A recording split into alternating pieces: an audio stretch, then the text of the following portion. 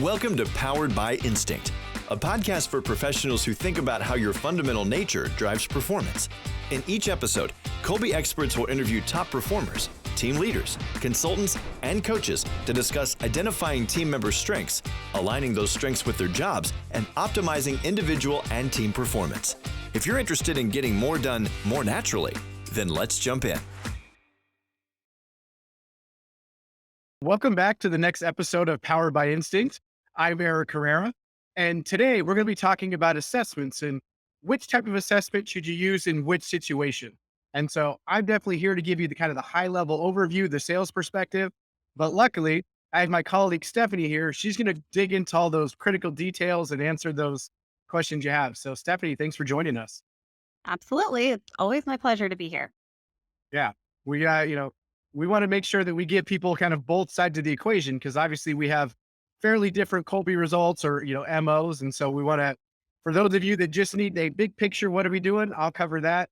If you need everything down to the finest, dotting the I and crossing the T, Stephanie will dot all of those I's and cross all of those T's for us. All right, so let's kind of start with the basics, right? Really big picture. Why would a business leader want to use any sort of assessment?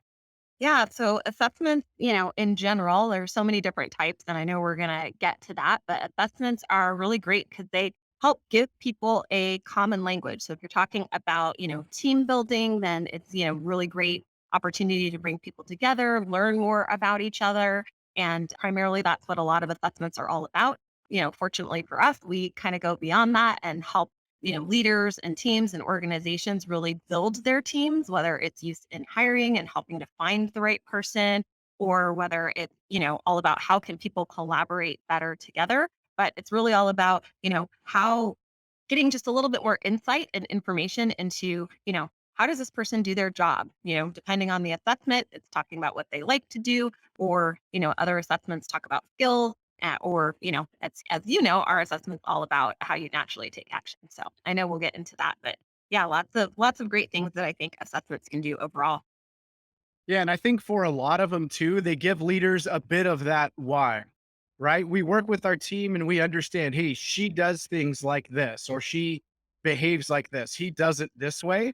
And sometimes that's great and we're really looking for it. And sometimes, right, that can drive you a little crazy. And, if you have any sort of assessment result, you can start to figure out, okay, that's just them being them. It's not, something that they're doing to mess with me. That's not on purpose. It's just their natural strengths coming out. So I think that's a really useful tip as well when you're a leader. Well, yeah. And I think the other thing is, assessments have always been important because I think it's really just reducing that amount of time, especially if you've got a new person, kind of reducing the amount of time that it takes to really get going. But also in today's environment, when we've got distributed teams, people are no longer in the same office together. There's a lot more remote work and a lot more hybrid work and those kinds of things. I think it's also a great way for individuals to get to know each other, set expectations really clearly and help employees when they're struggling with their work. Yeah, absolutely. All right. So we've been kind of talking about assessments, big picture. Why the heck would you want to use one? There are many different types out there. I don't know. You've probably counted all of them. I'm going to say there's a few thousand. You can refine that number if you'd like. But, assessments measure different things in different parts of the person. We have this concept called three parts of the mind. So, Stephanie, why don't you tell us a little bit more about that? Yeah, so three parts of the mind, pretty simple concept. There are three parts of the mind. And, there are fancy words that go with those, right? Cognitive, affective, and conative. But we usually like to just kind of simplify it to thinking, feeling, and doing. So that thinking part of the mind or that cognitive part of the mind, that's really that part that tells you all about your skills, your experiences, your learned behaviors or habit, and your natural intelligence or ability to reason. So it's, all that stuff that you learned in school or learned to get your job, your education, previous work experience, the things that you have done so many times that they just become learned behaviors for you. So that's really that cognitive piece. Then there is the feeling part of the mind or the affective part of the mind. And that part of the mind is, typically what we call personality. And that comes in several different forms. It's everything from your emotions to your values to the things that you want to do and desire and prefer. So all of that kind of stuff falls into that, whether you're an introvert or an extrovert, all of those types of things kind of fall into that personality. And then, of course, we've got the part of the mind that Kolbe has expertise in, which is that doing part of the mind or the conative part of the mind. And that's all about your striving instinct. So it's how you get things done naturally. So it's when you are creatively problem solving, when you're making decisions, where you're taking action on purpose. It's really that mental energy that is innate or natural or instinctive to you. And we can go into lots of detail about that, or at least I can go into lots of detail about that. Yeah, and right in that there are assessments in each one of those parts of the mind. So as you think about the cognitive piece, right, the stuff that's locked in your head, you mentioned intelligence. So if you do a formal IQ test, that's a version of a cognitive assessment. If you're, getting ready to get drafted into the NFL and you do a Wonderlic, that's a version of a cognitive assessment. But there are some different ones. If you're doing a selling skills test, a typing skills test, those are still versions of cognitive assessments. On the other side, you mentioned the affective portion, you know, kind of big picture. People think about, something like the big five personality types or, Carl Jung and his social styles model. Those are all, again, looking at something on the personality front and, measure things like introverted, extroverted people versus things. And those are all important. So that brings me to my next question. We run into some common assessments out there, things like Strengths Finder, Predictive Index, Culture Index. What's the difference between those kinds of assessments and, say, Colby? Sure. Yeah, well, there's kind of lots of what I consider oldies but goodies, right? So some of those that you mentioned that have been around for a long time. There's some kind of new players and some ones that are, I think, getting revisited. Like Enneagram, I think, is coming back because I think the celebrities are sort of into that one these days. But really, I think people pretty much get the cognitive assessments and where those fit. But really, most of the time when you're seeing assessments out there in the marketplace, most of them, if they're not based on skills, they're going to be based on, that personality part of the mind. So all of your Strengths Finder and Myers-Briggs and Predictive Index and a lot of those are going to be based on, what you value or what you prefer or those personality traits that we talked about. Versus Kolbe is in a class all by itself, talking about that third part of the mind about how you naturally take action. And we all take action in those four different ways. So it tells us about how we naturally gather and share information, how we naturally organize and arrange, and how much structure we put into things, how we deal with risk and uncertainty, and how we deal with the tangible or physical things around us, and how we solve problems in each of those four different modes or in those four different ways. Gotcha. All right. So we talked about some of those affect. It's preference, motivation, personality, that kind of thing. When would you use an affective assessment, or what's the right situation? I'm a leader. I need to use some kind of assessment with my people. How do I know affect is the right one to use? Yeah. So, I like to, one simple way to kind of think about it is I like to say affective tests are often going to help you with team builders. And, Colby's going to help you build teams, right? So if you are looking to get to know each other better, then a personality assessment is great. Because if you want to figure out what motivates people or the things that they like to do or prefer to do or want to do, and some of those traits can tend to be, stable over time. So it's great to know that information. Those things are really great conversation starters. And there are certainly some jobs where your personality is very important, right? If you are a salesperson and you are an extreme introvert, that could work maybe if you are in phone sales or something. But a lot of leaders are going to want to know, is this person more introverted? Are they more extroverted? If you're in a customer service role, those types of things. So there really are some great things that those affective assessment can tell you about an individual. And then from a team perspective, kind of getting together and getting to know each other better and knowing what to expect from someone in terms of their personality and their emotions, right? So not to kind of step on their personality hot buttons can be a really valuable thing for a team. Absolutely. All right. So now, kind of the same question, but for the cognitive assessments. As a leader, how do I know when to use a cognitive assessment? Yeah. So cognitive assessments, that's pretty simple. That one is all about, does this person have the skills to do the job? Have they learned the steps that it takes to get there? Do they have the right experiences? Right. So, it's pretty easy. You kind of can put that skills assessment in front of them. And if they pass, sort of like your spelling and math tests in school, then whether they can do the job or at what level they can do the job. Or, is their reasoning Do they have the, natural intelligence? Because different jobs do require different cognitive abilities. And so it can be really helpful to kind of understand, how smart an individual is as judged by the way those tests judge intelligence. Perfect. All right. So now the third follow up to that question. All right. How do you know when to use a conative assessment? So you can use a conative assessment. The good news is you can use the Kolbe suite of assessments for all of those reasons that I mentioned. Plus, so you can use Kolbe for hiring. So when you're looking to hire new individuals, you can use it there. When you're looking to make sure that individuals that you already have in a job that they're properly aligned to their role, then you're going to want to use a combination of our assessments. You're going to want to use the Kolbe A and the B and the C, with the Kolbe A telling you all about their instinctive strengths, the Kolbe B telling you a little bit about what that person sees is what's required in the role, and then the C being what an outside evaluator like a manager sees in the role. So you're going to want to use a suite of assessments for that, but really making sure that they're that they're not too stressed out in their job, because we know burnout is such a huge issue, and that they have some different, ways of working around any issues that they have about the way they take action versus what the job requires. And then you can use it to build teams as well and help teams to work more collectively and collaboratively together. Yeah, and that one I find is really powerful because then you get to learn, hey, when I need help with X, I can go lean on Stephanie for that. And then you learn, hey, when I need help with this, I can go lean on Eric for that. And if we get a bunch of people all doing that together, then we're going to kind of supercharge or optimize our performance as a team.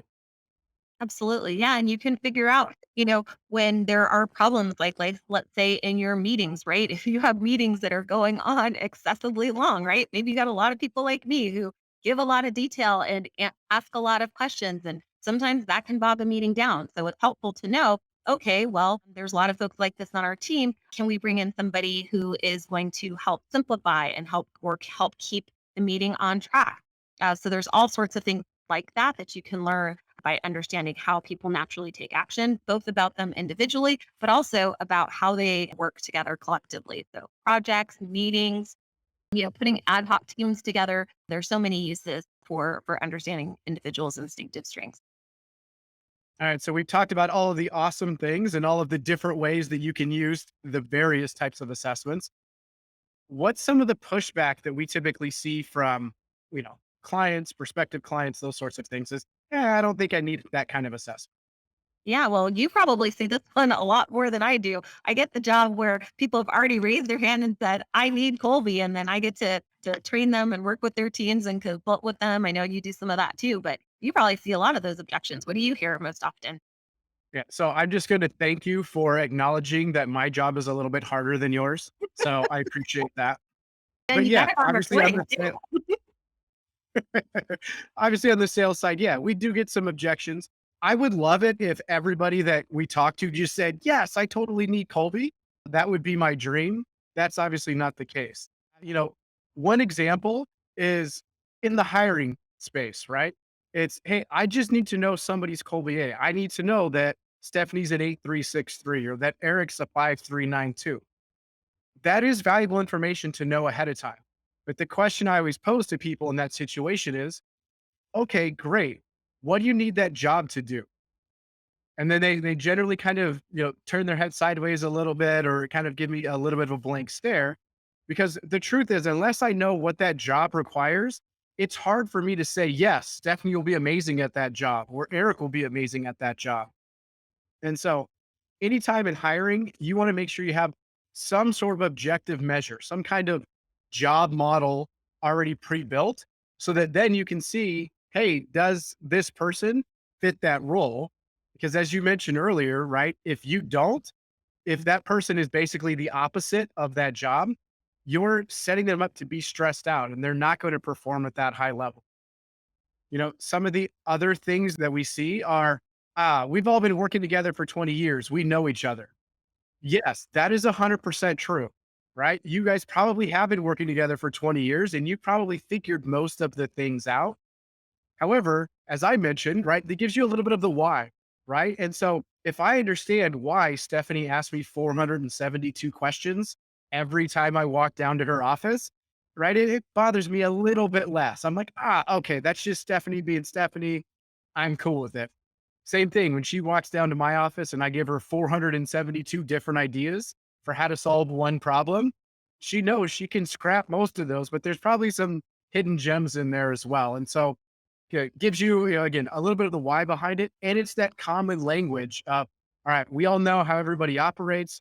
We get it. Stephanie's, an 8 in Fact Finder, Eric's a 9 in Quick Start, that kind of thing. So those are some of the common objections that we see. Obviously, people come up with lots of different ones, but those are the biggies. Yeah. Well, and I assume too, people, ask a lot about, combining assessments together. It's like, hey, I already do DiSC or Myers-Briggs or Predictive Index. Can I do Kolbe too? So what do you tell them when they ask those questions?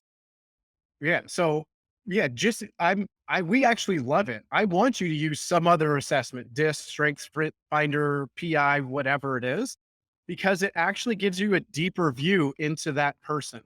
So here's what I can tell you about any assessment, whether it's ours or anybody else's. It's never going to tell you everything you need to know about that person, right? Stephanie, you're an 8363 in Kolbe.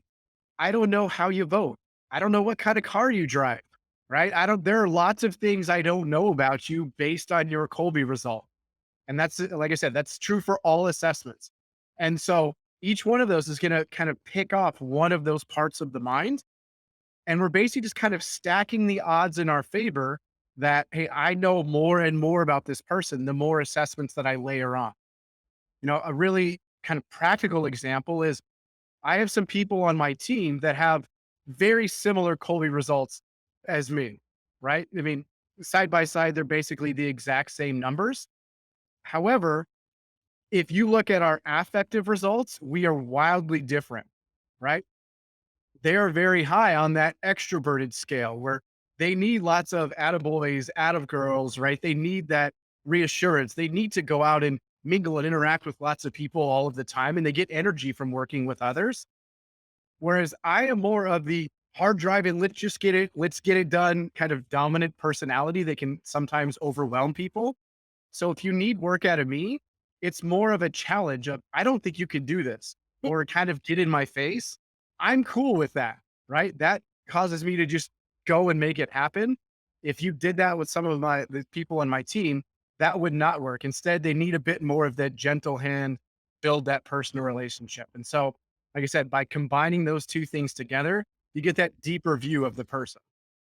Absolutely. Well, it's interesting because I actually have sort of the opposite story. Before I came to Kolbe and knew about the Kolbe Index and the suite of solutions, I actually used to use another very popular strengths assessment, Strengths Finder. And it was amazing. And I remember working with a client who wanted me to come in and help him really work with his team and get people to understand individual tasks, like how to help him, dole out individual tasks on the team. And we did Strengths Finder and the team loved it. And they learned tons of great stuff about working with each other. But we just could not figure out how to use that in order to, dole out assignments. Right. And so I wish that I had Kolbe. And so that was what really sold me the moment I took the Kolbe Index. I'm like, okay, I can use this to immediately really help understand who should be doing what on the team and how they're going to naturally do it. And so figure out, do I have the freedom to have them do it their own way, or does it need to be done a specific way? And then I can get the right person on the team or help them find ways to get things done in a way that works for them and for the business. Yeah. So yeah, I have a personal example of that as well. So you had us do all of our strengths finder when you joined Colby. And my number one on strengths finder is competition. Mm. And then as you look at my Colby result, I'm a 9 in quick start, right? So now in my mind, whenever I think, all right, how am I going to get this thing done? I always think, all right, I need to beat them, whoever that person is, that company, whatever. Now let's come up with 475 ideas for how we're going to beat them. Right. And so it's kind of blending those two pieces of the mind together. Yeah, it's All great. right. Great.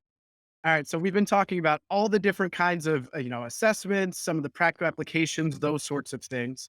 If you wanted the people to walk away with, let's say, one or two kind of key points, right? Of, hey, these are those golden nuggets from Stephanie. What would those 2 points be? Are you asking me to simplify, Eric? This is a dangerous thing. I know it's going to be a long answer, so I'm simplifying the question. All right. Good strategy there. All right. So the thing that I would say that you can walk away about assessments in general is actually one of the things is actually something we haven't talked about yet, but make sure the assessment that you're looking at is actually measuring what it's then going to measure, right? So don't, take the latest "What Disney princess are you" quiz and expect it to yield results that are actually valid and reliable. So know what you're getting, right? Know if the assessment can and should be used for hiring versus other uses that you might have for it. So that's actually one tip that I didn't even say that I think is really critically important. Like, for example, there's lots of DiSC assessments out there, but there's only really a few that are sort of backed by research and that have been out there for a while and are good quality assessments. So first of all, I would say know what you want to do with that assessment and make sure that you have the right assessment for you. And then I think that it's really great to understand what parts of the mind are you really looking to measure to get insight and information and to work with in your and really look at those three things. And I think we actually have a great blog on our website and a download that you can use to kind of recap some of what we talked about with three parts of the mind and which of those assessments are right for you. What would you add to that? So I would definitely echo the first one, right? Whatever assessment you use in whatever part of the mind, make sure it's a good one. And in all three parts, there are really valid, well-researched assessments. Pick a good one. Don't pick the latest Facebook, questionnaire, that sort of thing. And the other thing is, I would say be strategic. Look at what problem am I trying to solve with it, right? Is it a skill issue? Is it a personality thing? Is it, hey, they may not be doing the job the way I need to, and then start there. And then, like we talked about, combine them. That will actually supercharge and give you that even deeper insight into everybody that's on your team. All Absolutely. right. Yeah. So, Stephanie, I want to thank you for joining me today. I appreciate it. And, Yeah, for it's been those my of you, pleasure. yeah. And, for those of you that want to learn more about, hey, what are my natural conative strengths? You can always go to Kolbe.com, click that purple button up there in the top right-hand corner, take your Kolbe A. That's always a great place to start. For those of you that want to learn more, you want to connect with the Kolbe certified consultant, that's some of the work that Stephanie and I do all day, every day with our clients. But you may want a local resource, and we have, 750 plus consultants out there in the world and, all over the place. Go to Kolbe.com and you can actually, there's a section to find a local resource for it if you want to work with someone that's in your hometown. So again, if you want to learn more, go to Kolbe.com. Hopefully you guys enjoyed this and let us know if there's anything else that we can do to help. Thanks for checking out this episode of Powered by Instinct. This show is brought to you by Kolbe Corp, a company that helps leaders and organizations thrive using the only instinctive strengths assessment on the market. If you enjoyed this episode, then follow Powered by Instinct wherever you get your favorite podcasts, or join us online at Kolbe.com/podcast for all the latest episodes.